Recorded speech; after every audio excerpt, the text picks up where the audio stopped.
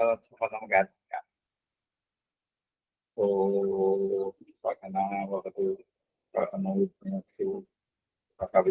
കരവാവഹൈ തേജസ്വിനാവധീതമസ്തു മാ വിദ്വിഷാവഹൈ. ഓം ശാന്തി. സമാരംഭരായ എല്ലാ കക്ഷികാർക്കും എന്നിവമായി കാണാം.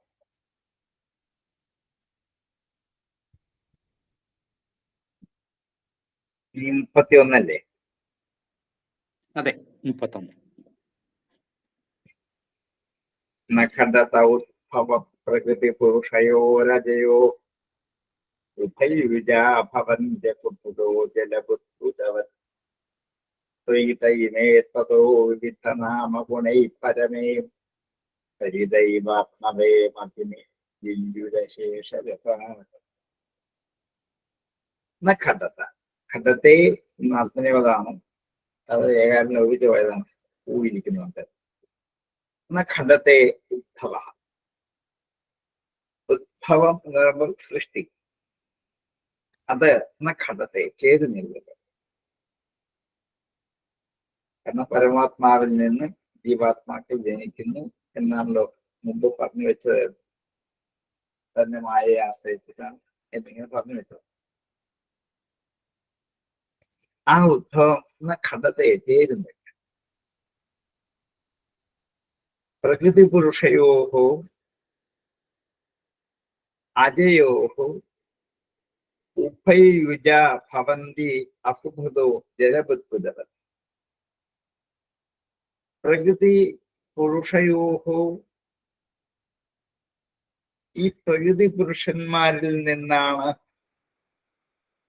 അവരാണ് ജന്മത്തിന് കാരണം എന്നുള്ളത് വിഷയത്തെ ഒരു പൂർവപക്ഷത്തെ അവതരിപ്പിച്ചുകൊണ്ടാണ് പറയുന്നത്. ഖഡത്തെ എന്നുള്ളത് പൂർവപക്ഷത്തിന്റെ ചോദ്യത്തിന് മറുപടിയാണ്. ഇത് ചേരില്ലല്ലോ എന്നൊരു പൂർവപക്ഷം ചോദിക്കാൻ വരിക. ആ പരമാത്മാവിൽ നിന്നാണ്, പുരുഷനിൽ നിന്നാണ് ജീവാത്മാക്കളൊക്കെ ഉണ്ടാകുന്നത് എന്നാണെങ്കിൽ ജനനമുള്ള വസ്തുക്കളൊക്കെ നാശമുണ്ടെന്നുള്ള ഉറപ്പാണ്. ജനിക്കുന്ന വസ്തുക്കളൊക്കെ നശിക്കും എന്നുള്ള ഉറപ്പാണ്. അങ്ങനെയാണെങ്കിൽ ജീവാത്മാക്കൾ ആരും നിത്യരല്ല. ജനനമരണങ്ങൾക്ക് അധീനരാണ്. ആയിരുന്നവരെ മാറ്റാൻ ആര് വിചാരിച്ചാലും പറ്റത്തില്ല. കാരണം ഉണ്ടായ വസ്തു ഇല്ലാതായേ പറ്റുള്ളൂ. ഉണ്ടായതാണ്, പുരുഷനിൽ നിന്നും ഉണ്ടായതാണ് ഈ വസ്തുക്കൾ എന്നാണെങ്കിൽ അത് അനിത്യങ്ങളാണ്. അപ്പൊ ജീവാത്മാക്കൾ അനിത്യമാണെങ്കിൽ നിത്യമായ വസ്തുവിൽ നിന്നും അനിത്യമായ വസ്തുക്കൾ ഉണ്ടാകുന്നു എന്ന് പറയുന്നത് നഖഡത്തെ ചേരുന്നത്. ഇനിയല്ല, പ്രകൃതിയിൽ നിന്നാണ് ഉണ്ടായത്, ഈ പുരുഷൻ അല്ല. കാരണം പുരുഷൻ ഒരു പ്രചോദനം മാത്രമേ ആയുള്ളൂ. പ്രകൃതി എന്ന മായയിൽ നിന്നാണ് ഉണ്ടായത് എന്നാണല്ലോ മുമ്പ് പറഞ്ഞു വെച്ചത്. അങ്ങനെയാണെങ്കിൽ ഈ ജീവാത്മാക്കളൊക്കെ ഒരു ഉപാധി സ്വീകരിച്ചിട്ടാണ് ജീവാത്മാക്കളുടെ ജന്മം. ഏതെങ്കിലും ഉപാധിയിലാണ് ജീവാത്മാക്കളുടെ ജന്മം. അതിന് അവിദ്യയുടെ ബന്ധം ഉണ്ട് തന്നെ. അവിദ്യാബന്ധമില്ലാതെ ജീവാത്മാക്കൾ ആർക്കും ഉണ്ടാക്കാൻ പറ്റില്ല. കാരണം എന്താണ്? അവിദ്യമായി നിന്നൊക്കെ ഉണ്ടാകുന്നുള്ളതുകൊണ്ട്. അങ്ങനെയാണെങ്കിൽ ജീവാത്മാക്കളൊക്കെ ജഡങ്ങളാണ്. അവിദ്യ കൊണ്ട് അവരൊക്കെ ജഡങ്ങളാണ് എന്ന് വരും. ജഡമായ വസ്തുവിന് ഒരിക്കലും മുക്തി, മോക്ഷം ഉണ്ടാവില്ല. അപ്പൊ ജീവാത്മാക്കൾക്ക് മായയിൽ നിന്നാണ് ഉണ്ടായത് എന്നാണെങ്കിൽ മോക്ഷത്വം സിദ്ധിക്കില്ല എന്നുള്ളത് കൊണ്ട് ഇവിടെ മായയിൽ നിന്നാണ് ജീവാത്മാക്കൾ ഉണ്ടായത് എന്നുള്ളത് നഖഡത്തെ. ഇനിയും കാരണം എന്താണ്? അജൻ, അജ എന്ന രണ്ടുപേരുടെയും പേര് തന്നെ. ഇനിയും അതല്ല, ഉഭയയുജ, രണ്ടും കൂടെ കൂടിച്ചേർന്നിട്ടാണ്. ജീവാത്മാക്കളും പരമാത്മാക്കളും കൂടിച്ചേർന്നിട്ടാണ് ഉണ്ടാകുന്നത് എങ്കിൽ പ്രകൃതി പുരുഷന് രണ്ടുപേരും ജന്മത്തോടുകൂടാത്തവരാണ്. പുരുഷന് ജന്മമില്ല, മായയ്ക്കും ജന്മമില്ല. മായ ഒരു ശക്തിയാണ്, അവിദ്യാശക്തിയാണ്. അതിന് ജന്മം ഇല്ല. ജന്മമില്ലാത്ത വസ്തുവിൽ നിന്നും ജനിച്ചു എന്ന് പറയുന്നത് ദോഷത്തിന് കാരണമാവില്ലേ? അങ്ങനെ ജനിക്കാൻ പറ്റുമോ? അത് യുക്തിക്ക് വിരോധമാണ് അല്ലേ? അതെ. നഖണ്ഡത്തെ, ഈ മൂന്ന് പ്രതിപക്ഷതയാണ് നഖണ്ഡത്തെ എന്നൊറ്റ വാക്കുകൊണ്ട് ഉപയോഗിക്കുന്നത്.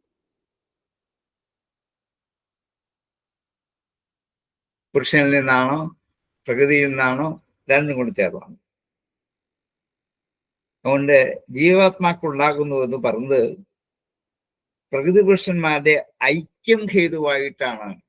രണ്ടുപേരും കൂടെ ചേർന്നു എന്ന് മാത്രമല്ല, രണ്ടുപേരും ചേർന്നിട്ട് പിന്നെ മറ്റൊന്നായി പരിണമിച്ചിട്ടാണ് ഉണ്ടാകുന്നത്. ഇടയ്ക്കൊരു ഏജന്റ് കൂടെ വരും. അല്ല, ഇവരെ ഈ പ്രകൃതി പുരുഷന്മാരുടെ ഐക്യം എന്ന് പറയാൻ പറ്റത്തില്ല. അവർക്ക് ഐക്യം ഉണ്ടാവാൻ പറ്റില്ല. ഒന്ന് അവിദ്യ, മറ്റൊന്ന് വിദ്യ. പിന്നെ എങ്ങനെ ചേരും?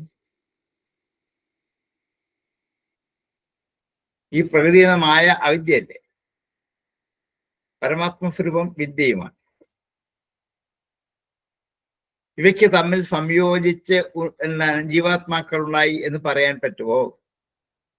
ഇത് പരസ്പര വിരുദ്ധങ്ങളല്ലേ? പരസ്പര വിരുദ്ധങ്ങളായ രണ്ട് വസ്തുക്കൾ എങ്ങനെ കൂടിച്ചേരാൻ പറ്റുന്ന ഘട്ടത്തെ ചേരില്ല. എന്ത് ശാസ്ത്രീയമായ വഴി കൂടിയാണ് വ്യാസം ചിന്തിച്ചു പോയത്. ഒറ്റ വാക്ക് വെച്ചിട്ടാണ്. ഘട്ടത്തെ ഉദ്ഭവ പ്രകൃതി പുരുഷയോഹോ അജയോഹോ ഉഭയയുജ, രണ്ടും കൂടെ കൂടിച്ചേർന്നിട്ട് ഭവന്തി അസുഭൃത. അസുഭൃത ജീവാത്മാക്കൾ, അസുവിനെ ഭരിക്കുന്നവർ, ജീവനെ ഭരിക്കുന്നവർ. ഏതുപോലെ? ജലബുദ്ഭുതവത്, ജലബുദ്ഭുതം പോലെയാണ്. നോക്കൂ, ഇവിടെ ഈ ഐക്യതയെ എത്ര മനോഹരമായ ഉദാഹരണത്തെ കൂടി പറഞ്ഞു. വെള്ളത്തിൽ കുമള ഉണ്ടാകണമെങ്കിൽ കാറ്റും വേണം, വെള്ളവും വേണം. ഇത് രണ്ടും ഇല്ലെങ്കിൽ ഉണ്ടാവില്ല. കാറ്റും വെള്ളവും തമ്മിൽ യോജിച്ചെങ്കിൽ മാത്രമേ ഉണ്ടാവുള്ളൂ. പ്രകൃതിയിൽ നിന്നുണ്ടായി എന്ന് പറയാൻ പറ്റത്തില്ല, പുരുഷനിൽ നിന്നുണ്ടായി എന്ന് പറ്റാൻ പറ്റില്ല, പ്രകൃതി പുരുഷന്മാരിൽ നിന്നാണ് എന്നും പറയാൻ പറ്റത്തില്ല. പ്രകൃതി പുരുഷന്മാർ തമ്മിൽ പരസ്പരം കൂടിയോജിച്ച്, പക്ഷെങ്കിൽ ഈ സൃഷ്ടിച്ച വസ്തുവിൽ ഇവർ രണ്ടുപേരും എന്താണ് കാരണക്കാരൻ അല്ലാണ്ട് മാറി നിൽക്കുകയും ചെയ്യും. കാറ്റും വെള്ളവും കൂടി ചേർന്നിട്ടാണ് കുമള ഉണ്ടാകുന്നത്. ഈ കുമള കാറ്റുമല്ല, എന്നാ വെള്ളമാണ് താനും. കാരണം എന്താണ്? ജീവാത്മാക്കളൊക്കെ അവിദ്യാവശകതരായ മായയുടെ സ്വരൂപങ്ങളാണ്. പക്ഷെ എന്തില്ല? ജ്ഞാനസ്വരൂപന്മാർ അല്ല. പക്ഷെ ഈ അവിദ്യ മാറിയാൽ എന്നുണ്ടാകും? ജ്ഞാനം ഉണ്ടാകും. ഈ കാറ്റാണ് ഈ കുമളയെ ഇങ്ങോട്ട് കൊണ്ടുപോകാൻ കാരണം. പക്ഷെ വെള്ളം നിർബന്ധമാണ്. വെള്ളമില്ലെങ്കിൽ കുമള ഉണ്ടാവില്ല. അപ്പൊ ഇത് രണ്ടും കൂടി കേവലം ജലം കൊണ്ടും ഉണ്ടാവില്ല, കേവലം കാറ്റുകൊണ്ടും ഉണ്ടാവില്ല. ഇത് രണ്ടും രണ്ടിടത്ത് നിന്നാൽ ഒരു വിശേഷവുമില്ല. ഇവകൾ ഒരുപോലെ സംയോജിക്കുന്ന പോലെയാണ് പ്രകൃതി കൊണ്ടും, കേവലമായ പ്രകൃതി കൊണ്ടും കേവലനായ പുരുഷനെ കൊണ്ടും ജീവാത്മാക്കൾക്ക് ഉത്ഭവം ഉണ്ടാവില്ല. പക്ഷെ അവർ തമ്മിൽ ചേർന്നാൽ ഉത്ഭവിക്കുകയും ചെയ്യും. ഇങ്ങനെ ജീവജന്മം മായോപാധികമായ അങ്ങയിൽ നിന്നാണ് എന്നുള്ളത് കൊണ്ട് പലതരത്തിലുള്ള നാമങ്ങളോടും ഗുണങ്ങളോടും ഉപാധികളോടും കൂടി ജീവാത്മാക്കൾ ഇവിടെ ഉണ്ടാകും. അപ്പൊ ഓരോ ജീവാത്മാക്കളിലും മായ എന്ന ഉപാധിയിലാണ് ഉണ്ടാകുന്നത്. വെള്ളം എന്ന ഉപാധിയിൽ കാറ്റ് വരുമ്പോൾ മാത്രമേ കുമളയാവുള്ളൂ. മായ എന്ന ഉപാധിയിൽ അങ്ങയുടെ കാറ്റ് പോലെ ഒരു ചൈതന്യം വീശി പോവുകയുള്ളൂ. കാരണം ഈ കാറ്റിന് കുമളയോട്ടൊരു ബന്ധമില്ല. കുമളയെ സ്വാധീനിക്കത്തുമില്ല. കുമളയുടേതായ ഒരു ദോഷവും ഈ കാറ്റിനെ ബാധിക്കത്തുമില്ല.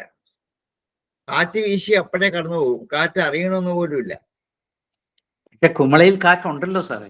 ഉണ്ട്. പക്ഷെ ആ കാറ്റ് എന്താണ്? ഈ കുമള കാറ്റിനെ ബാധിക്കത്തില്ല. കുമിള കാറ്റിനെ ബാധിക്കത്തില്ല. കാറ്റുണ്ട്, അതുകൊണ്ടാണ് കുമിള ഉണ്ടായി വരുന്നത്.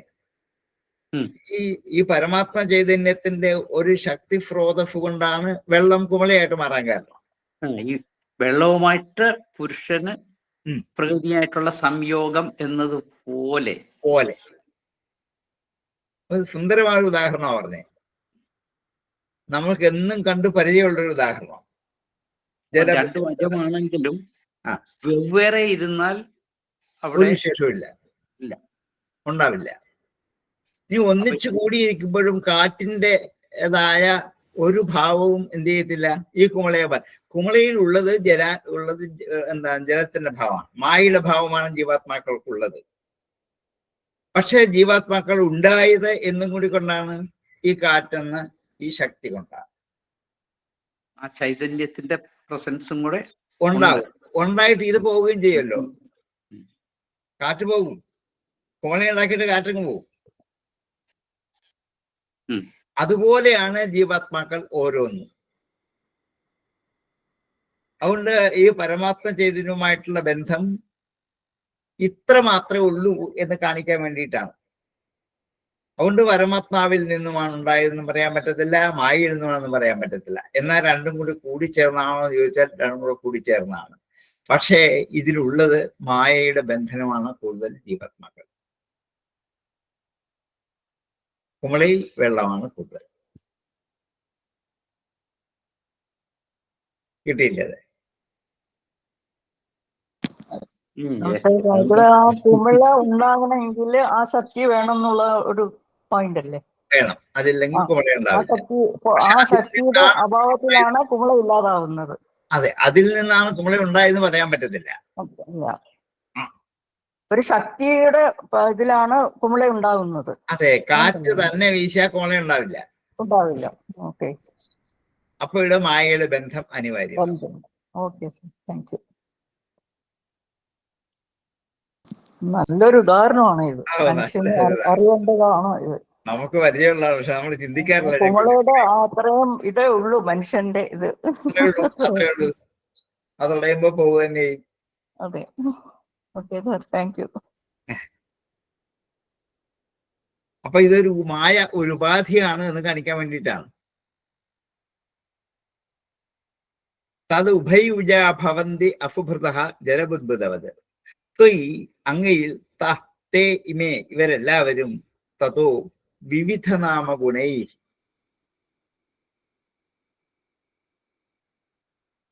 പലതരത്തിലുള്ള നാമങ്ങളോടും ഗുണങ്ങളോടും കൂടിയ ഉപാധി എന്ന കുമളയോട് കൂടിയ ജീവാത്മാക്കൾ അങ്ങയിൽ തന്നെ എന്ത് ചെയ്യും? തേനിൽ പുഷ്പരസങ്ങൾ എന്ന പോലെ ഫരിതഃ ഇവ അർണവേ മധുനി ലില്യുഹു അശേഷരസാഹ. വിവിധ ഗുണൈഹി പലതരത്തിലുള്ള ഗുണങ്ങളെ കൊണ്ട്, നാമഗുണങ്ങളെ കൊണ്ട്, നാമങ്ങളോടും ഗുണങ്ങളോടും കൂടി മധുനി തേനിൽ അശേഷരസാഹ ഫകര പുഷ്പരസങ്ങൾ എന്ന പോലെ അർണവേ ഫരിതഃ ഇവ സമുദ്രത്തിൽ നദികൾ എന്ന പോലെയും ലില്യുഹു ലയിച്ചു. ലില്യുഹു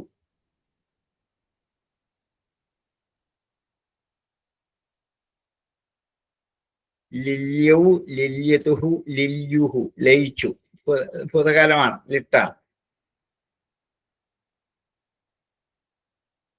ഇപ്പം അനേക പുഷ്പങ്ങൾ, ആ പുഷ്പങ്ങളിൽ നിന്നും എടുത്തിരിക്കുന്ന രസങ്ങളാകുന്ന തേന്, അതെല്ലാം ഒന്നിച്ചു കൂട്ടി വെച്ച് കഴിഞ്ഞാൽ ഇന്ന പൂവിൽ നിന്നാണ് ഈ തേൻ എന്ന് പറയാൻ ഒരു കാരണവശാലും പറ്റില്ല. തേനിൽ നിന്നാകുമ്പോൾ അതൊക്കെ മനസ്സിലാക്കാൻ പറ്റില്ല. തേനിൽ ഇതെല്ലാം കൂടെ കൂടിച്ചേർന്ന് തിരിച്ചറിയാൻ മേലാത്ത പോലെയാവും. എത്ര പൂക്കളിൽ നിന്നാണ് ഈ തേൻ ശേഖരിച്ചു കൊണ്ടുവന്നത്? ഇത് റോഫയുടെയാണ്, ഇത് മുല്ലയുടെയാണ്, ഇത് ചമ്പകത്തിനെയാണ് എന്ന് അവിടെ ചെന്നാൽ എങ്ങനെ അറിയാൻ പറ്റും? ഒരു തേൻ കണ്ടിട്ട് ആർക്കെങ്കിലും പറയാൻ പറ്റുമോ ഇത്ര പൂക്കളുടെ രസമാണ്, ഇതാണ് എന്ന് പറയാൻ പറ്റുമോ? പറ്റില്ല. എന്നാൽ ഇതിന്റെ എല്ലാം സാമാന്യ രസം അതിലുണ്ട് തന്നെ. അതുപോലെയാണ് നാനാവിധത്തിലുള്ള ഉപാധികളോടുകൂടി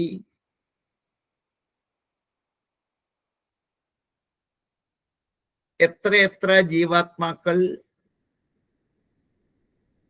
അവരുടെ വിശേഷപ്പെട്ട ഭാവത്തോടു കൂടി, ജീവാത്മാക്കൾക്ക് അവരുടെ വിശേഷഭാവമുണ്ട് എല്ലാവർക്കും.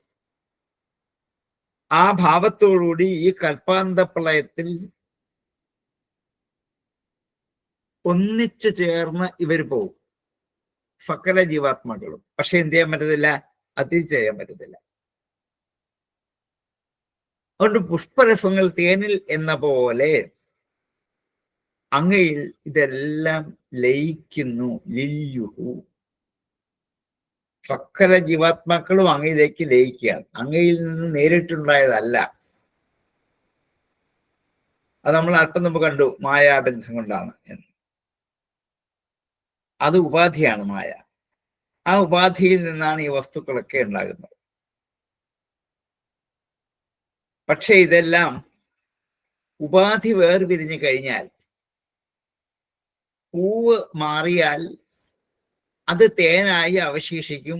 വണ്ടുകൾ ഈ തേനുകൾ ഓരോന്നിന്നും ഒപ്പിയെടുത്ത് ഒന്നിച്ചുള്ളത്ത് ശേഖരിച്ചു. അതൊന്നിച്ചു കൂടിച്ചേർന്ന് പരസ്പരം തിരിച്ചറിയാൻ മേലാത്ത പോലെ ആവും. ഇതുപോലെയാണ് ജീവാത്മാക്കളൊക്കെ അങ്ങയിലേക്ക് വന്ന് ലയിക്കുമ്പോൾ പരസ്പരം തിരിച്ചറിയാൻ മേലാത്തത് പോലെ ആവും. കാരണമായ ഉപാധിക്ക് അവിടെ നാശമില്ല.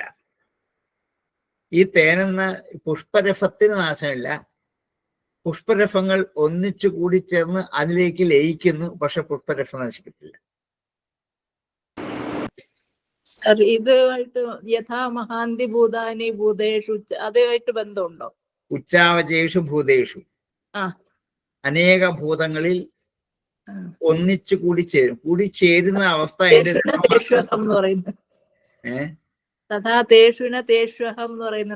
അതെ, കാരണം ഇതെല്ലാം ഒന്നിച്ചു കൂടിച്ചേർന്നിരിക്കുന്ന അവസ്ഥയിൽ ഇത് ലയിച്ചു ചേർന്ന് കഴിഞ്ഞാൽ ഇത് ഏതാണെന്ന് തിരിച്ചറിയാൻ പറ്റത്തില്ല. പക്ഷെ ഇവരെല്ലാം എന്നിലേക്കാണ് വരിക. എന്നിലേക്ക് വരുമ്പോൾ ഇവരെല്ലാം എന്നിലുണ്ട്, പക്ഷെ ഞാൻ ഇവരിലില്ലല്ലോ. ഉണ്ട്, പക്ഷെ തിരിച്ചറിയാൻ പറ്റത്തില്ല. കാരണം എന്താണ്? ഈ തേനിൽ പുഷ്പരസത്തെ തിരിച്ചറിയാൻ മേലാത്ത പോലെ ഈ ജീവാത്മാക്കൾ ഒന്നിച്ച അവസാന സമയത്ത് ഞാനെന്ന ആ ഏക ഉപാധിയിലേക്ക് കൽപ്പാന്ത പ്രളയത്തിൽ ലയിച്ചു ചേർന്ന് കഴിഞ്ഞാൽ ആരേത് എന്ന് തിരിച്ചറിയാനേ പറ്റില്ല.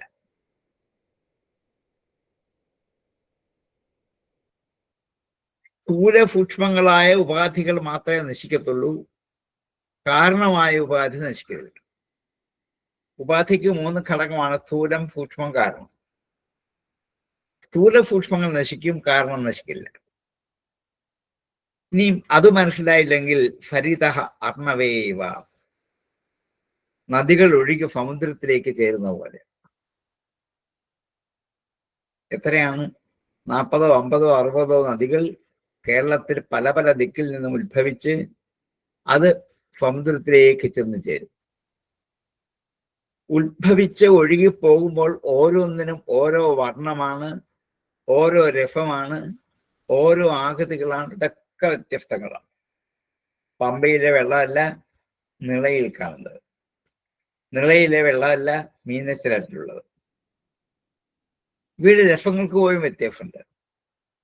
ഈ വൈവിധ്യമാർന്ന രസത്തോടു കൂടിയ ഈ വെള്ളം മുഴുവനും സമുദ്രത്തിലേക്ക് ചെന്ന് ലയിച്ചു ചേർന്ന് കഴിഞ്ഞാൽ സമുദ്രത്തിൽ നോക്കിയിട്ട് ഓ ഇത് പമ്പയാണ്, ഇത് അച്ചൻകോവിലാണ്, ഇത് മീനച്ചിലാണ്, ഇത് മണിമലയാണ് എന്ന് തിരിച്ചറിയാൻ പറ്റുമോ? ഇല്ല.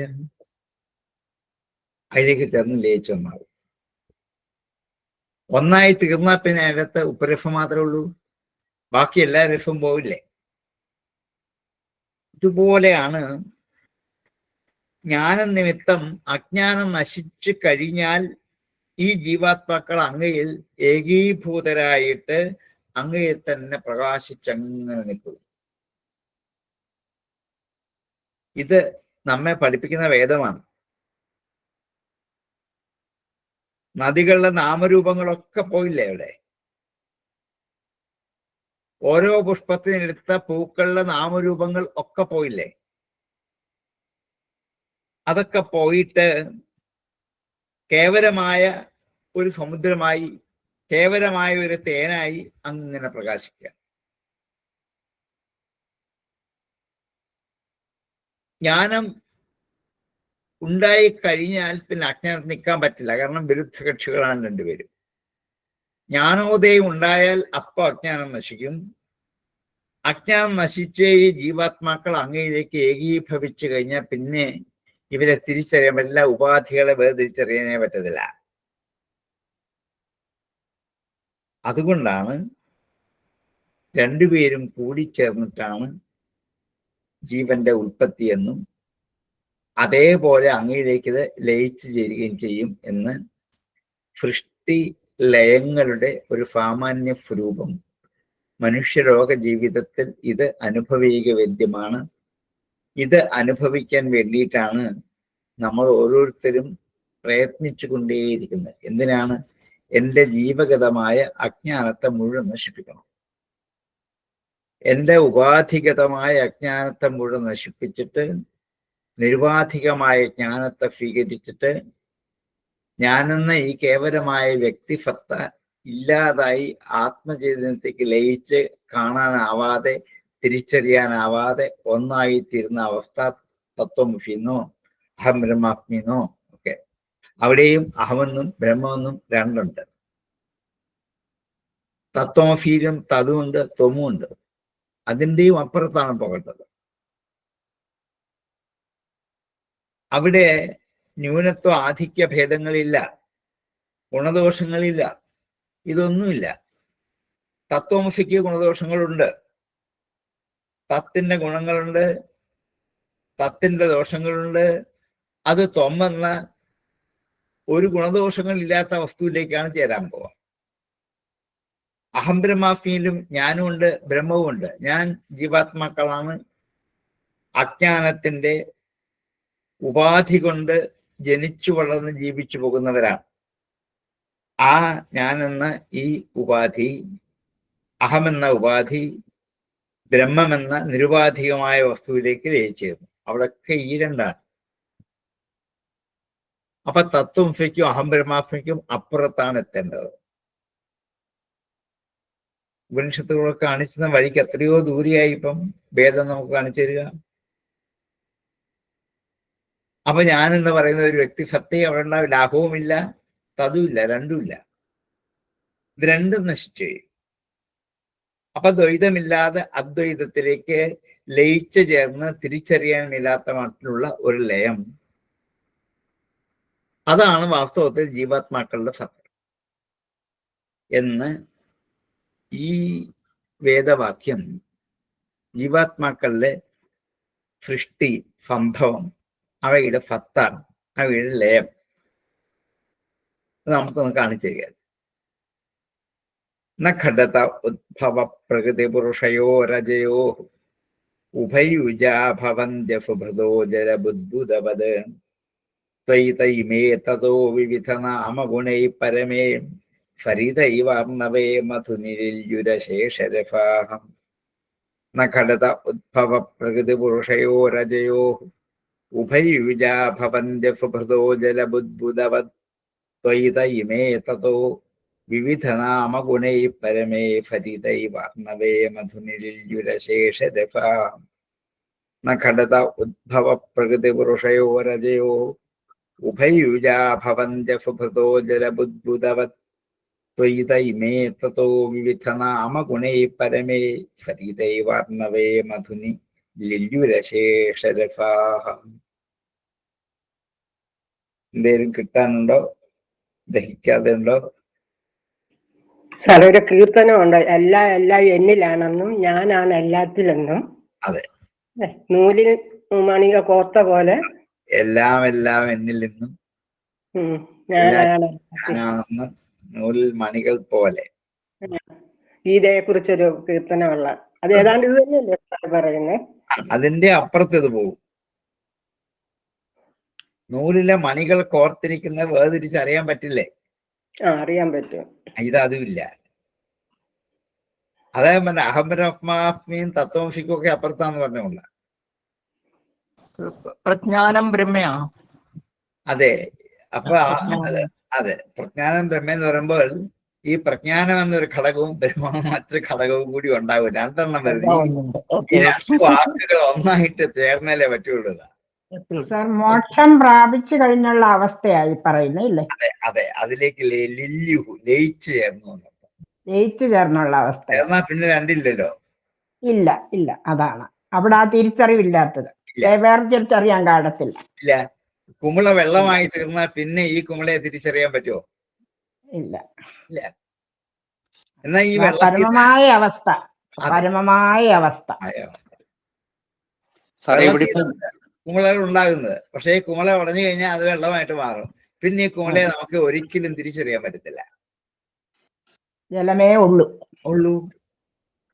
എങ്ങനെയായിരുന്നു ഈ കുമിളയുടെ ആകൃതി പോലും നമ്മൾ ഓർക്കില്ല. ഇല്ല ഇല്ല, എത്രയോ കുമിളകൾ ഉണ്ടാകുന്നു. എത്രയോ കുമിളകൾ, എത്ര ആകൃതിയിൽ, എത്ര ഗുണങ്ങൾ, എത്ര ദോഷങ്ങൾ, എത്ര ചെറുത് വലുത്, വിവിധം എന്ന് പറഞ്ഞിരിക്കുന്നത്. പതയോട് കൂടി പതയില്ലാതെ എന്ത് ഉദാഹരണമാണ് ഇവിടെ കാണിച്ചു തന്നിരിക്കുന്നത്. നമുക്ക് എന്നും നിത്യേന കാണാൻ പറ്റുന്ന എത്ര ഉദാഹരണങ്ങളാ ഇവിടെ. പ്രകൃതിയും പുരുഷനും അജമായതുകൊണ്ട് അതിൽ നിന്നും ജീവാത്മാവ് സാധ്യമല്ല എന്നല്ലയോ പറയുന്നത്? ഒറ്റയ്ക്കൊറ്റയ്ക്ക് പറ്റില്ല, ഒറ്റയ്ക്കൊറ്റയ്ക്ക് സാധ്യമല്ല. അപ്പോ ഇത് പ്രകൃതിയുടെയും പുരുഷന്റെയും ഉഭയോഹോ സാന്നിധ്യത്തിൽ ആണെങ്കിൽ തന്നെ ശരിക്കും പാരമാർത്ഥിക തലത്തിൽ, കാരണം രണ്ടും അജമായതുകൊണ്ട് പാരമാർത്ഥിക തലത്തിൽ ജീവാത്മാക്കൾ എന്ന് പറയുന്നത് അപ്പോ ഇല്ലല്ലോ. ഏത് ഈ കുമിളകൾ ഉള്ളതുപോലെ ഉള്ളതുപോലെ അത് യഥാർത്ഥമല്ല. കാരണം അജമാണ്. അജത്തിൽ നിന്നും പിന്നൊരു രൂപം. അപ്പോ ഇത് പാരമാർത്ഥിക തലത്തിൽ ഇല്ല ജീവാത്മാക്കൾ എന്നല്ലേ പറയുന്നേ? അതെ, ഉപാധി കൊണ്ട് നമുക്ക് തോന്നിക്കലാണ്. ഉപാധി, അതായത് ഇതെന്താ അധ്യാസനം അല്ലെങ്കിൽ അതല്ലേ ഉള്ളൂ ശരിക്കും. എത്ര ഉയരത്തിലോട്ട് പോയി നോക്കണം. അതെ അതെ അതെ.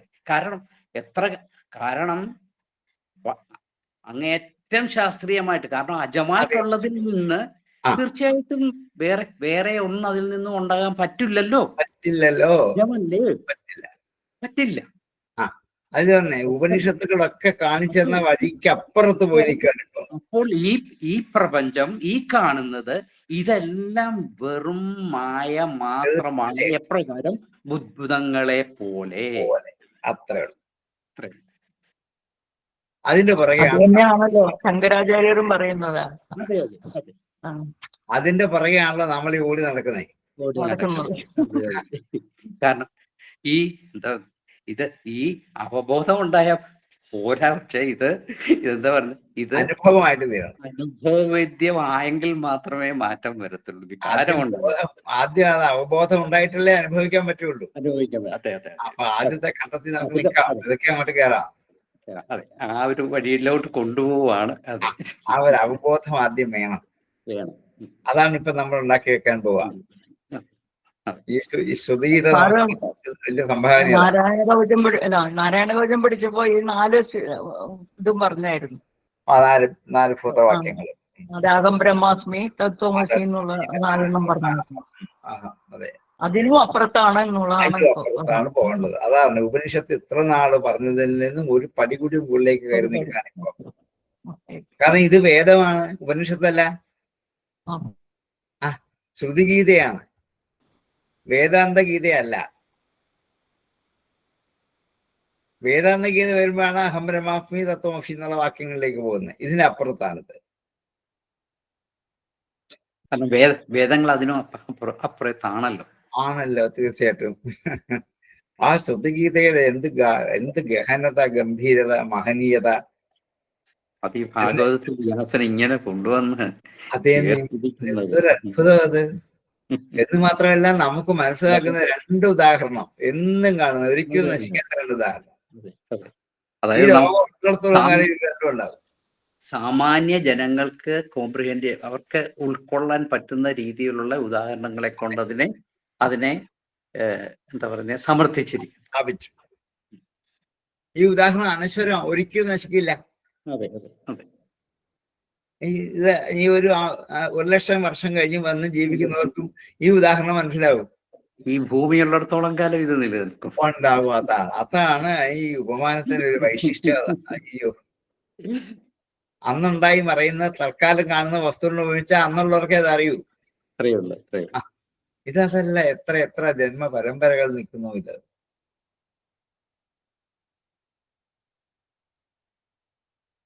ഈ ശ്രുതിഗീതം മാത്രം പഠിച്ചാൽ മതി, ഭാഗവതം മുഴുവൻ പഠിച്ചാൽ കാലം കിട്ടുമായി. തീർച്ചയായിട്ടും എല്ലാം കിട്ടും. അതിൽ നിന്ന് മുഴുവൻ വേണ്ടത്തുണ്ട്. നല്ല ഇതിൽ തത്വങ്ങൾ മുഴുവൻ ഇതിലാണല്ലോ അടങ്ങിയിരിക്കുന്നത്. അതെ, മുഴുവൻ വേണ്ടത്തുണ്ട്. ഇപ്പൊന്നും ആയില്ല, നമ്മളിനി വരാൻ പോകുന്നേ ഉള്ളൂ കുറച്ചുകൊണ്ട്. അതെ, തുടങ്ങിയിട്ടേ ഉള്ളൂ. അതെ അതെ അതെ അതെ. നമ്മളെ ഇതിലും സൗന്ദര്യയിലും ശിവശക്തിയോ യുക്തോ അവിടെയും ഈ രണ്ടെണ്ണ ഭാവം വരുന്നുണ്ടല്ലോ. അതെ അതെ, എല്ലായിടത്തും ഉണ്ട്. ഉണ്ട്.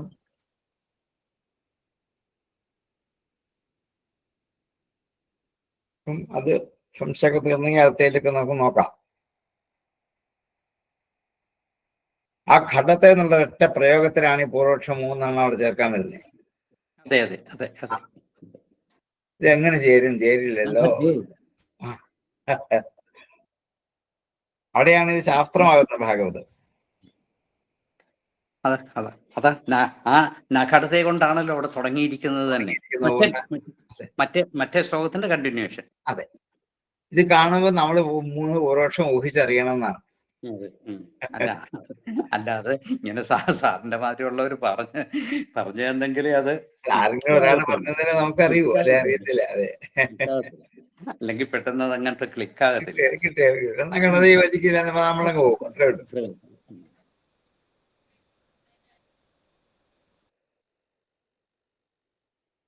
സാർ എപ്പോഴും പറയാറില്ല അകടിത ഘടന വടിയ സീമായ.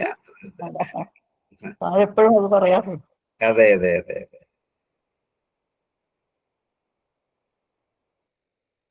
അടുത്ത ശ്ലോകത്തിലൂടെ നൃഷുതപമായയാ ഭ്രമമീഷ്വപഗത്യഭൃശം ത്വയിഫുധിയോ ഭവേദധതി ഭാവമനുപ്രഭവം കഥമനുവർത്തതാം ഭവഭയം തവ യദ്ഭ്രുകുടി സൃജതി മുഹുഃ തൃണേമിരഭവച്ചരണേഷു ഭയം.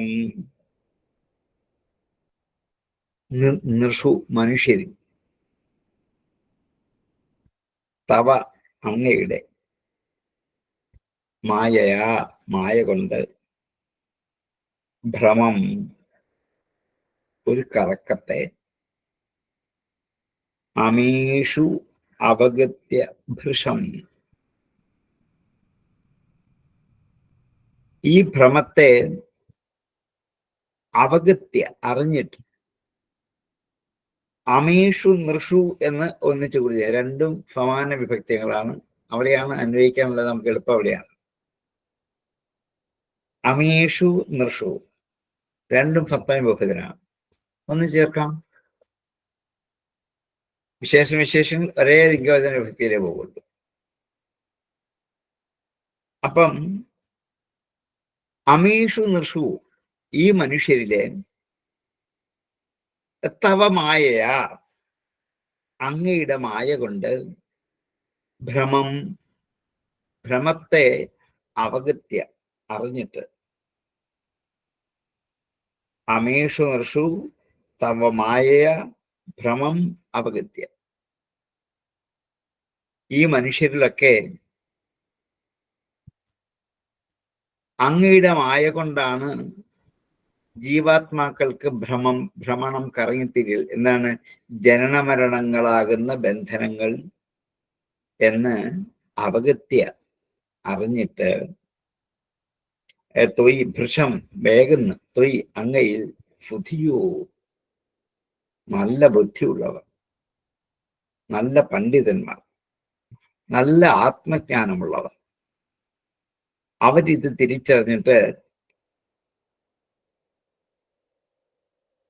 ദധതി ഭാവം അനുപ്രഭവം, അഭവേ ഭവം സംസാരം, അഭവം സംസാരത്തോടു കൂടാത്ത അഭവേ സപ്തമിയാണ്.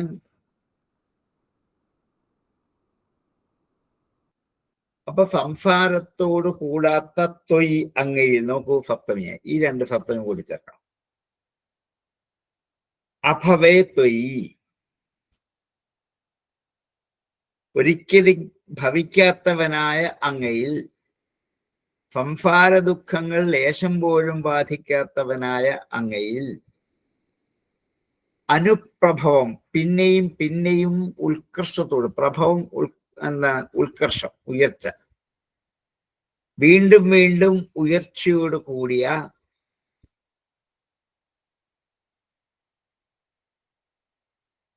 ഭാവം. ഇവിടുത്തെ ഭാവം ഭക്തിഭാവമാണ്. ഇവിടുത്തെ ഭാവത്തിന് ഭക്തി എന്നർത്ഥം. അനുപ്രഭവം ഭാവം ദധതി, ധരിക്കുന്നു ഫുധിയഃ, പണ്ഡിതന്മാർ.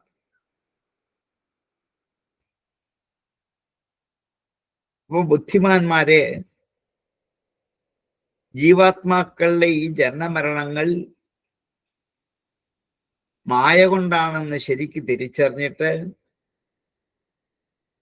ഈ മായ എന്ന സംസാര സങ്കടത്തെ തീർക്കാൻ അങ്ങയിൽ ഉത്കർഷം പ്രാപിക്കുന്ന ഭക്തി കൊണ്ട് മാത്രമേ പറ്റൂ എന്നവർ ഉറപ്പിച്ചു വിശ്വസിക്കുന്നു. ഇവിടെയാണ് നോക്കൂ, വേദത്തിന്റെ പരമോന്നതമായ തത്വത്തെ ഭക്തിയുമായി ഘടിപ്പിക്കുന്ന ഭാഗവതം. ഭക്തിയുടെ ശാസ്ത്രമാണ് ഭാഗവതം. ഭക്തിക്കപ്പുറം മറ്റൊന്നുമില്ല. ഇതിനെ മുഴുവനും ഭക്തിയിലേക്ക് കൊണ്ട് ഘടിപ്പിക്കുകയാണ്. അപ്പൊ സംസാര ദുഃഖത്തെ ഇല്ലാതാക്കാൻ ഒറ്റ ഉപായമേ ഉള്ളൂ, ഭക്തി മാത്രം. ഇതുകൊണ്ട് അങ്ങയിൽ ഉത്കർഷത പ്രാപിക്കുകയും ചെയ്യും. വീണ്ടും വീണ്ടും ഭക്തി കൊണ്ട് കിട്ടുന്ന അനുഭവം നശ്വരമല്ല, അത് അനശ്വരമാണ്. അത് ജീവിത അന്ത്യം വരെയും നമ്മുടെ കൂടെ പിന്തുടർന്നു കൊണ്ടേ വരും ഭക്തി കൊണ്ട് കിട്ടുന്ന അനുഭവം. അതുകൊണ്ടാണ് ഭാഗവതം ഭക്തിക്ക് മുൻതൂക്കം കൊടുത്ത് തന്നെ പറയുക. ബാക്കിയൊക്കെ അതാത് പ്രവൃത്തികൾ അവശേഷിച്ചാൽ പിന്തിരിഞ്ഞു പോകാം.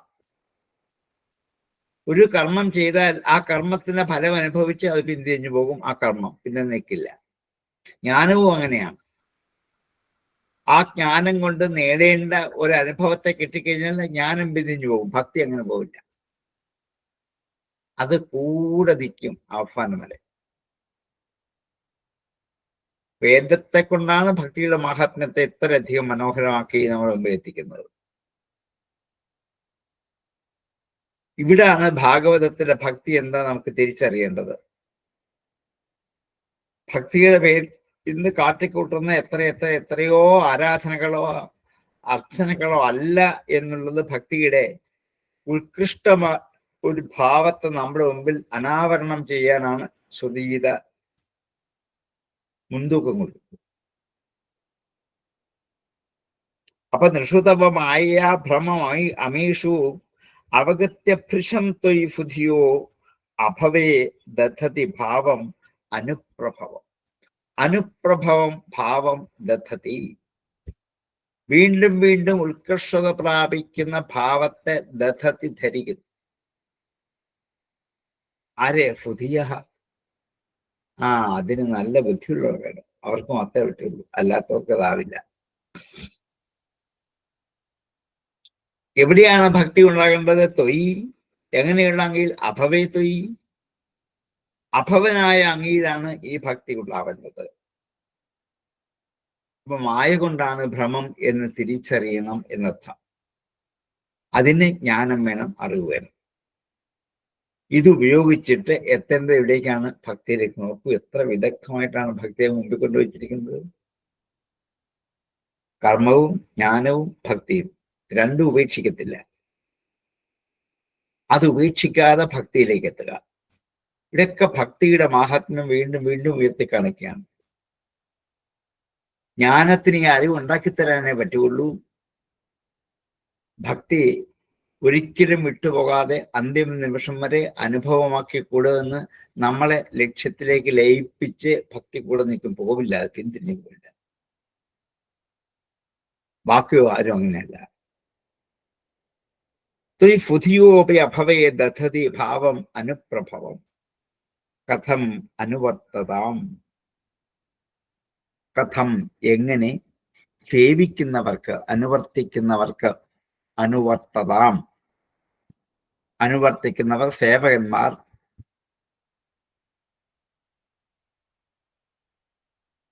ഭവഭയം തവ യത് ഭൃകുടി. ഭവഭയം സംസാരഭീതി, സംസാരഭയം.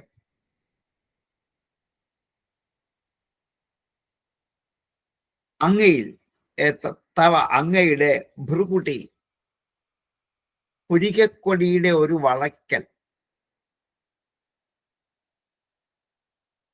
ഭവഭയം തവ യത് ഭൃകുടി, അങ്ങയുടെ ഒരു പുരികക്കൊടി വളയ്ക്കലാണ് ഈ സംസാരഭമായി നമ്മൾ അനുഭവിച്ചുകൊണ്ടിരിക്കുന്നത്.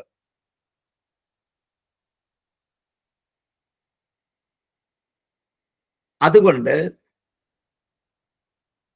അങ്ങയെ സേവിക്കുന്നവർക്ക് സംസാരത്തിന്റെ ഭയം എങ്ങനെയുണ്ടാകും?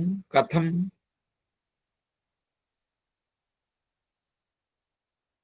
അനുവർത്തതാം തവ അനുവർത്തതാം ഭവഭയം കഥം. അങ്ങയെ സേവിക്കുന്നവർക്ക് എങ്ങനെയാണ് സംസാര ഭയം ഉണ്ടാകുന്നത്? ഉണ്ടാവില്ല. ഭൃകുടി സൃജതി, ഈ ഭ്രൂഭംഗം തന്നെയാണ് സൃഷ്ടിക്കുന്നത്. മുഹുഃ തൃണീമി അഭവത് ശരണേഷു ഭയം. മുഹുഃ വീണ്ടും വീണ്ടും. അവിടെ തൃണേമി 3 ചക്രധാരകളോട് കൂടിയ നേമി ചക്രമാണ്. 3 ചക്രത്തിന്റെ ആ ഓട്ടത്തോട് കൂടിയ, ചക്രധാരകളോട് കൂടിയത് എന്താണ്? കാലം. കാലചക്രം എന്നാ പറയുക. കാലത്തെ ചക്രത്തോടാണ് സാദൃശ്യപ്പെടുത്തുക. ആ കാലചക്രത്തിന് എന്താണ്? 3 ശിഖരങ്ങൾ, 3 ചക്രങ്ങളുണ്ട്. ഒന്ന് ഭൂതകാലം, ഒന്ന് വർത്തമാനകാലം, ഒന്ന് ഭാവികാലം. ഈ പ്രപഞ്ചത്തിൽ എന്നും ഉള്ളത് ഈ 3മാണ്.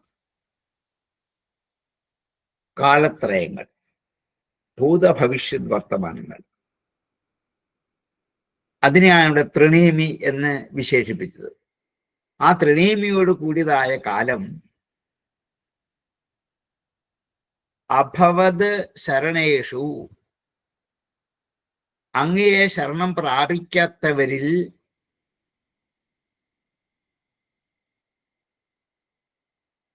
അഭവത് ശരണേഷു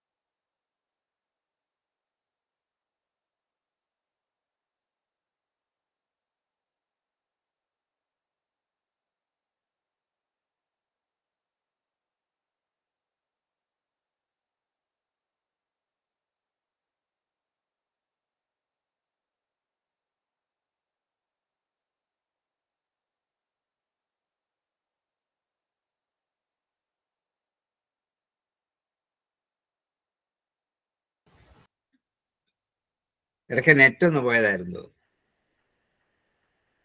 അവിടെ ഇടിയും മഴയും തുടങ്ങിയോ സാറേ? തുടങ്ങിയിട്ടില്ല, ഒന്നും കഴിഞ്ഞു, മഴയൊന്നും കഴിഞ്ഞു, ഇടിയൊന്നുമില്ല. പക്ഷെ എങ്ങനെ നെറ്റും കറണ്ട് നിമിഷത്തേക്ക് പോയി. ഇവിടെ മുഴങ്ങുന്നേ ഉള്ളൂ.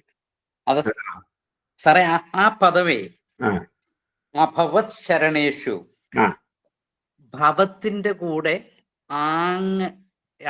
അതെ നഞ്ച് സമൂഹമാക്കിയതാണല്ലേ?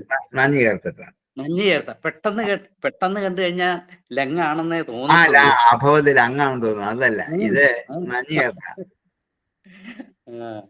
കാരണം ഇവിടെ ഭവത്ത് സംസാരമാണ്. സംസാരം അതിന്റെ കൂടെ നഞ്ച് ചേർത്ത. ഏതൊക്കെ വഴി കൂടെ പോകണം എന്നാലേ കിട്ടുള്ളൂ. കാരണം പെട്ടെന്ന് അങ്ങോട്ട് വായിച്ചു പോകുമ്പം അങ്ങനെ തോന്നുള്ളൂ, നമുക്ക് പരിചയമുള്ളതെല്ലാം അങ്ങാണല്ലോ. ഇങ്ങനെ പെട്ടെന്ന് അങ്ങോട്ട് വരത്തുള്ളൂ. അതെ. അപ്പം അങ്ങയെ ശരണം ആശ്രയിക്കാത്തവർക്ക് ഭയം മാത്രമേ ഉണ്ടാവുള്ളൂ. അങ്ങയെ ശരണം പ്രാപിച്ചവർക്ക്, ഭക്തി കൊണ്ട് അങ്ങയെ ശരണം പ്രാപിച്ചവർക്ക് നിരന്തരമായും ഈ ലയാവസ്ഥയിലേക്ക് തന്നെ എത്തിച്ചേരാം. അല്ലാത്തവർക്ക് ഓരോ നിമിഷവും ഭയമാണ്. നമ്മുടെ ഓരോ ഭയത്തിന്റെയും കാരണം ഇതാണ് എന്ന് ഭാഗവതം ബോധ്യപ്പെടുത്തുക. എന്തുകൊണ്ടാണ്? ശരണേഷു അഭവത്, ശരണം പ്രാപിക്കാത്തവരാണ്. നമ്മുടെ ശരണാഗതിയൊക്കെ ഒരു പരിധി വരെ ഉള്ളൂ, എൻ്റെ അപ്പുറത്ത് നമുക്ക് പറ്റില്ല. കാരണം നമ്മൾ ജീവിക്കുന്ന സാഹചര്യങ്ങളും ഘടകങ്ങളും അവസ്ഥകളും വസ്തുക്കളും ഒക്കെ എപ്പോഴും ഇതിന് പ്രതികൂലമാണ്. അതെല്ലാം മായയിൽ നിന്നുണ്ടായതാണ്, അതുകൊണ്ടാണ് പ്രതികൂലമായിട്ട് നിൽക്കുന്നത്. അതിനെ നമുക്ക് തരണം ചെയ്യാൻ പലപ്പോഴും പറ്റാറില്ല. നമ്മുടെ കയ്യിലുള്ള വേദാന്തം കൊണ്ടോ ചിന്ത കൊണ്ടോ നമുക്ക് പലപ്പോഴും ഇതിനെ തരണം ചെയ്യാൻ പറ്റാതെ വരും. അപ്പൊ നമ്മൾ അറിയാതെ ആ വഴിയിലേക്ക് പോയിക്കൊണ്ടേയിരിക്കും. ഇപ്പൊ സംഭവിക്കുന്നതാണ്. ഇതൊക്കെ പഠിച്ചിട്ടുണ്ട്, എങ്കിൽ പോലും ഇതിനെ തരണം ചെയ്യാൻ നമുക്ക് പറ്റുന്നില്ല. കാരണം ഭയം കൂടെയുണ്ട്. എഴുന്നേൽക്കുമ്പോൾ മുതൽ ഉറങ്ങുന്നത് വരെ ഭയം കൂടെയുണ്ട്. ഇനിയും തൽക്കാലം ഭയമില്ലെങ്കിൽ നാളെ ഭയം ഉണ്ടാകുമെന്ന് ഓർത്ത് ഭയക്കും. അത് നമ്മുടെ ഒരു പ്രകൃതിയാണ്. നാളെ വല്ല ഭയവും വന്നാലോ എന്ന് ഓർത്തിട്ട് ഇന്നേ ഭയക്കുന്നവരാണ്. അതിന് കാരണമാണ് അഭവത് ശരണേഷു. മുഹുഹു ഭയം സൃജതി, വീണ്ടും വീണ്ടും ഭയത്തെ സൃഷ്ടിക്കുക തന്നെ ചെയ്യുന്നു.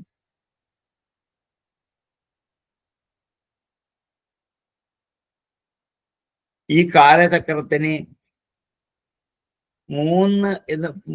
മൂന്ന് എന്ന് പറയുന്ന 3 കാലങ്ങളും ഈ 3 കാലത്തിൽ നമ്മെ ബാധിച്ചു കൊണ്ടിരിക്കുന്ന ശീതം, ഉഷ്ണം, അതേപോലെ വർഷം, തണുപ്പ്, ചൂട്, മഴ, ഇത് 3 വാസ്തവത്തിൽ 3 ചക്രങ്ങൾ. സംസാര ചക്രത്തിൽ അകപ്പെടുന്നു എന്ന് പലപ്പോഴും പറയുന്നത് ഇതുകൊണ്ട് മാത്രമാണ്. നമ്മൾ സാധാരണ മലയാളത്തിൽ ഉപയോഗിക്കുന്ന വാക്കാണ് സംസാര ചക്രം, കാലചക്രം എന്നൊക്കെ ഉപയോഗിക്കുന്ന വാക്കുകളാണ്. അപ്പൊ അതിലേക്ക് അങ്ങേ ഭജിക്കുന്നവരെ ഈ കാലത്തിന്റെ ഈ ശക്തികൾ ബാധിക്കില്ല. ശീതം, ഉഷ്ണം, വർഷം, സുഖം, ദുഃഖം, ഇതൊന്നും അങ്ങേ ഭജിക്കുന്നവരെ ബാധിക്കില്ല. അവർക്കത് ബാധകമല്ല.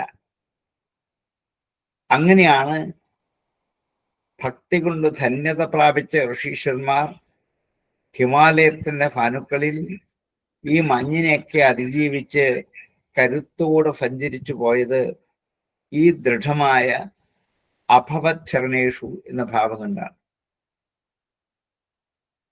ഈ ഭാവം ഉണ്ടായെങ്കിൽ മാത്രമേ നമുക്ക് ധൈര്യമായിട്ട് എത്തിച്ചേരാൻ പറ്റൂ. അല്ലെങ്കിൽ പേടിയാ, അയ്യോ ഈ മഞ്ഞിൽ കൂടെ കയറാൻ പറ്റുമോ, തണുപ്പല്ലേ, എന്റെ കാല് പോകും, ഞാൻ സോക്സ് ഇടുന്നു, അതിലൊന്നും ഇതൊന്നുമില്ല, ചെരുപ്പില്ല, സോക്സ് ഇല്ല, ഒന്നുമില്ല, ഒരൊറ്റ വസ്ത്രം മാത്രം, അതുകൊണ്ട് നടന്നു പോകല്ലേ. അഭവത് ശരണേഷു എന്നാ ഭയം ഒന്നിനെ അവർക്ക് ഭയമില്ല. ഈ തണുപ്പിനെ ഭയമില്ല. നമ്മൾ എന്താണ് ഇതിന് ഓരോ നിമിഷവും ഭയക്കുന്നത് ശരണാഗതി പൂർണ്ണമാവാത്തതുകൊണ്ടാണ്. അതുകൊണ്ട് ശരണാഗതിയിലേക്ക് എത്തിച്ചേരാൻ ശ്രമിക്കുകയാണ് വേണ്ടത്. അതിന് ഭക്തി മാത്രമാണെന്ന് ഭാഗവതം ഈ കർമ്മജ്ഞാനങ്ങളൊക്കെ ഭക്തിയിലേക്ക് സംക്രമിപ്പിച്ചിട്ട് ഭക്തി എന്ന ഏക ലക്ഷ്യത്തേക്ക് നമ്മെ എത്തിക്കാം. നിഷുതവമായയാ ഭ്രമമീഷ്വപഗത്യഭൃശം ത്വയി ഫുധിയോ ഭവേദധതി ഭാവമനുപ്രഭവം കഥമനുവർത്തതം ഭവഭയം തവയത്ഭൃകുടി സൃജതി മുഹുസ്തൃണേമിരഭവച്ചരണേഷു ഭയം. നിഷുതവമായയാ ഭ്രമമീഷ്വപഗത്യഭൃശം ത്വയി ഫുധിയോ ഭവേദധതി ഭാവമനുപ്രഭവം കഥമനുവർത്തതം ഭവഭയം തവയദ്ഭൃകുടി സൃജതി മുഹുസ്തൃണേമിരഭവച്ചരണേഷു ഭയം.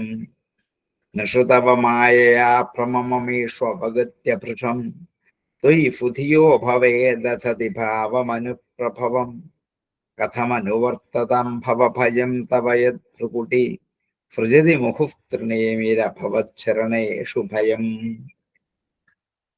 സംശയം വരുന്നുണ്ടാവാം. ഇവിടെ ഭക്തി അഭവത് ശരണേഷു എന്നുള്ളതിന്റെ ശരണാഗതി എന്നുള്ള അർത്ഥം എടുക്കാം. അതെ അതെ, ഓക്കെ. ഭക്തി മാത്രമാണ്. അതങ്ങനെ ഓർത്തു പോയി, അതുകൊണ്ടാ ചോദിച്ചത്. എടുക്കാം. Thank you sir. ഭക്തി മാത്രം മതി പരമമായിട്ട് ഈ സംസാര സാഗരത്തിൽ നിന്നും കടക്കാൻ. ഈ ഒരൊറ്റ ഉപാധി മാത്രമേ ഉള്ളൂ. അത് ഉറപ്പിക്കുക. അതിനാണ് എന്ന് പറഞ്ഞ് ഉറപ്പിച്ചിരിക്കുന്നു അല്ലേ? അവിടെയാണ് ഭാഗവതത്തിന്റെ മഹത്വം. അവിടെയാണ് അത് വേദത്തെ കൊണ്ടായി പറയിക്കുന്നത്. ഇനി ആരും അംഗീകരിക്കുന്നില്ലെങ്കിൽ ഇതാ ശ്രുതിഗീത, വേദം സ്തുതിക്കുന്ന ഇതാണ്. ഇത് ബുദ്ധിപൂർവമാണ്. അതായത് ഭാഗവതത്തിന്റെ ലക്ഷ്യം പരമമായിട്ട് വേദങ്ങളിലൂടെ അത് സ്ഥാപിക്കുക.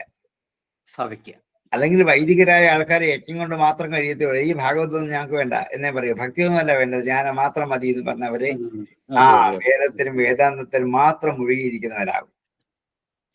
അവരെ ആ സോപാനത്തിൽ നിന്ന് ഇറക്കിക്കൊണ്ടെന്ന് ഈ ഭക്തിയിലൂടെ കയറ്റിവിടാണ്. കാരണം അതുകൊണ്ട് ഇത് സാധ്യമല്ല എന്നുള്ളത് കാണിച്ചു കഴിഞ്ഞ ഉദാഹരണമുണ്ട്. അത്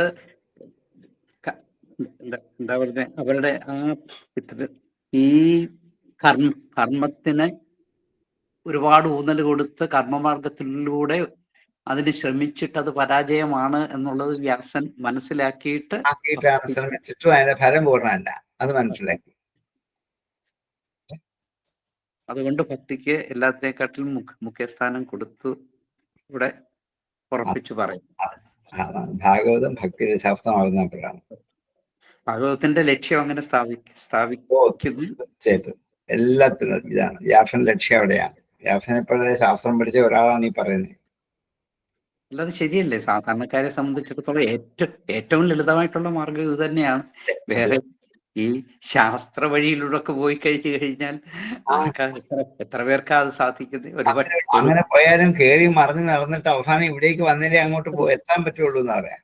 അതെ, ഇത്രയും വലിയ ദീക്ഷണാശാലി ആയിട്ടുള്ള ഭഗവത്പാദർ പോലും അവസാനം സാധാരണക്കാർക്ക് ആ ഭക്തിയാണ് നിർദ്ദേശിച്ചിരിക്കുന്നത്. അതെങ്ങനെയുള്ള ഭക്തിയാണ്? ഭക്തിയുടെ സ്വരൂപം തന്നെ നമ്മെ ബോധ്യപ്പെടുത്തി. അതെ അതെ, ഭക്തി എന്ന് പറഞ്ഞ എന്താണ് എന്നുള്ളത് ഇന്ന് കാട്ടിക്കൂട്ടുന്നൊന്നുമല്ല എന്നുള്ളത്. അതെ, അതാണ് അതിന്റെ പരമമായിട്ടുള്ള തത്വം. ശീതോഷ്ണ സുഖ ദുഃഖേഷു സമസംഗ വിവർജിതാന്ന് ഭക്തി യോഗത്തിൽ അതന്നെയല്ലേ സാറേ? അതെ, ഗീത പറയും. ഇതിനിടയ്ക്ക് മോള് ഫോൺ ചെയ്തിട്ടുണ്ടായിരുന്നു. ചിദാനന്ദപുരി സ്വാമിയെ കാണാൻ പോയി അമേരിക്കയില്. അവരുടെ ആശ്രമത്തില് ഇവര് കമ്പിളിയൊക്കെ കൊണ്ട കൊടുത്തു. നല്ല തണുപ്പുള്ള സമയാ. സ്വാമി ഒരു കാവി വിരിച്ച് അത് മാത്രം പുതച്ച് കിടന്നുറങ്ങി എന്ന് പറഞ്ഞു. എല്ലാം മാറ്റി കളഞ്ഞു. അമേരിക്ക പോയിരുന്നു. അപ്പൊ കാണാൻ പോയി ആശ്രമത്തില്. ഒരു പറഞ്ഞു രാത്രി കൊടുത്ത കമ്പിളി ഒന്നും ഉപയോഗിച്ചിട്ടില്ല, എല്ലാം മാറ്റി വെച്ച് ഒരു കാവി മാത്രം വിരിച്ചു കിടന്ന് അതുകൊണ്ട് പൊതിച്ചുറങ്ങിയിരുന്നു. നമ്മുടെ പൂർവ്വ ഋഷിമാരൊക്കെ ഈ ഹിമാലയത്തിൽ സഞ്ചരിച്ചത് ഇങ്ങനെയല്ലേ? അതെ, അത് പ്രാക്ടിക്കൽ ആണെന്നുള്ളതാണല്ലോ ഇപ്പോഴും പോയത്. അതെ.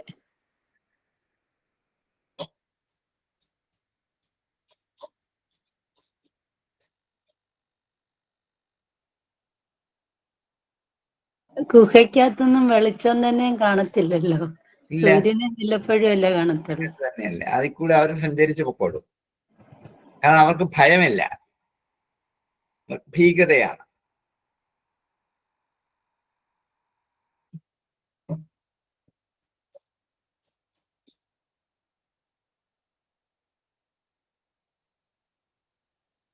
അപ്പൊ ഇവിടെ ഉപസംഹരിച്ചാലോ? ഈ 2 ശ്ലോകം വെച്ചേ തീരുന്നുള്ളൂ. ശ്രീയാട്ടെ, ഞാൻ ഈ പൂർവക്ഷമൊക്കെ പറയാൻ പുറപ്പെടുന്നതുകൊണ്ടാണ്. ഇങ്ങനെ പോയി മതി സാർ. അല്ലെങ്കിൽ ഒന്നും കുഴപ്പമില്ല. കിട്ടാതെ വരും. അതെ അതെ അതെ അതെ. അപ്പം പറയുമ്പോ പൂർണ്ണത ആയിക്കോട്ടെ ചേച്ചി, ഞാൻ ആ വഴി പോയതാ. ഇല്ലെങ്കിൽ പിന്നെ കാണുമ്പോ ഇതൊന്നും കണ്ട മാതിരി പോലും ഉണ്ടാവില്ല ഈ ശ്ലോകം. ഉള്ള ശരിക്കും ശരിയാ.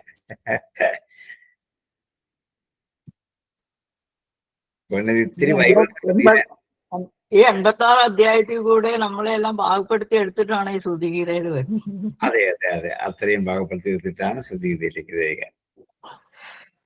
അതുകൊണ്ടാണ് നമുക്ക് ഇത് ഇത്രയും കുറച്ചുകൂടെ ക്ലാരിറ്റി കിട്ടുന്നത്. അല്ലെങ്കിൽ ഒട്ടും കിട്ടില്ല. നമ്മൾ ആദ്യമേ ഇത് പഠിക്കുകയാണെങ്കിൽ വന്നു ഉപനിഷത്ത് പഠിച്ചു, ഇതെല്ലാം നമുക്കൊരു കാരണമായി. അതെ. ഇത്രയൊക്കെ ആയിട്ട് തന്നെ സംശയങ്ങൾ അങ്ങനെ നിൽക്കുവാണ്. നിൽക്കുകയാണ്. പകുതി പോലും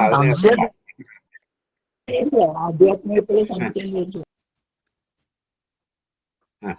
നമസ്കാരം. ഇന്ന് ഉപസംഹരിക്കാം. ശരി.